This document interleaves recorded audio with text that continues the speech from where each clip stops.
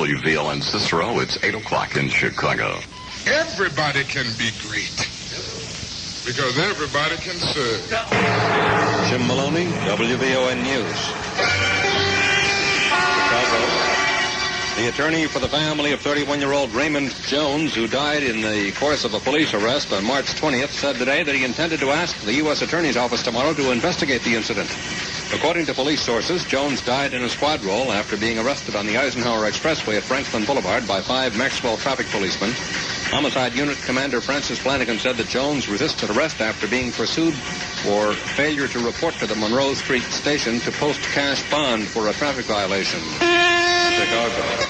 A young man who went to trial for allegedly shooting and wounding a policeman was found guilty of attempted murder and aggravated battery today and was sentenced to serve 20 years in prison. 19-year-old Jerome McMurray was sentenced to serve between 14 and 20 years in prison on the attempted murder conviction and 5 to 10 years for aggravated battery. The sentences are to run concurrently. McMurray of 1505 East Marquette Road was brought to trial for the shooting of 25-year-old Gang Intelligence Unit Detective Richard Peck last April. Detective Peck was caught in a barrage of shotgun blasts at 62nd Street and Woodlawn Avenue when he stepped into the middle of a gang fight. Judge Saul Epton presided over the trial. Tampa. Dr. Jack Davidson, who was temporarily suspended as superintendent of schools in Manatee County, Florida, is fighting for control of the schools seized by Governor Claude Kirk to block a desegregation decree. A federal judge has ordered the governor to appear in court in Tampa on Friday to show why he should not be held in contempt for interfering, and the judge ordered Davidson be reinstated as superintendent of schools. Dr. Davidson had been suspended as superintendent by Kirk. The governor showed up at the school board offices yesterday before classes began and ordered teachers and pupils to defy court-ordered integration, and they obeyed.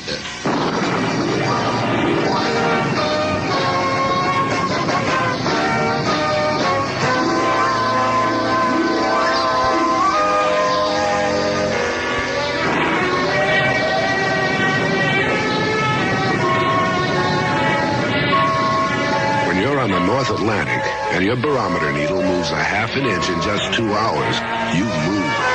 It's telling you something, and it's not good news. So you tie it all down and go below, and maybe have the schlitz while you wait it out. Wait it out and hope for tomorrow. You know, you gotta take life a day at a time and grab for all the gusto you can, even in the beer you drink. Why settle for less?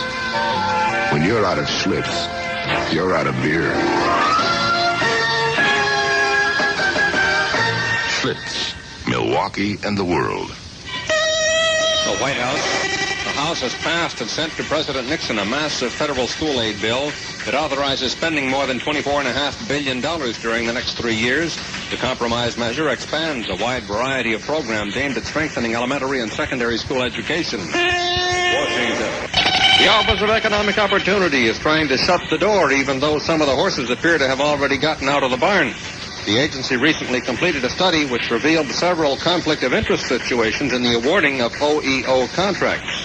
Today, Director Donald Rumsfeld issued a policy which forbids awarding contracts for 1 year to firms which have former OEO officials in senior positions. Dave Kennedy.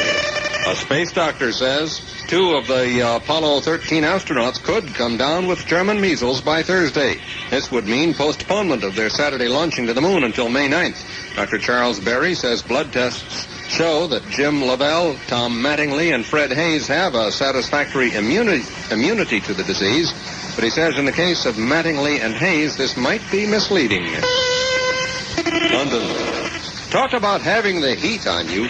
Imagine the plight of the thief who stole a pair of binoculars from a box at England's Folkestone races today. They belonged to Queen Mother Elizabeth. The WVON temperature, 55 degrees. Jim Maloney, WVON News. Herbert Rogers, Kent, WVON Libra, Disc Jockey. Temptations and a stroll through your mind.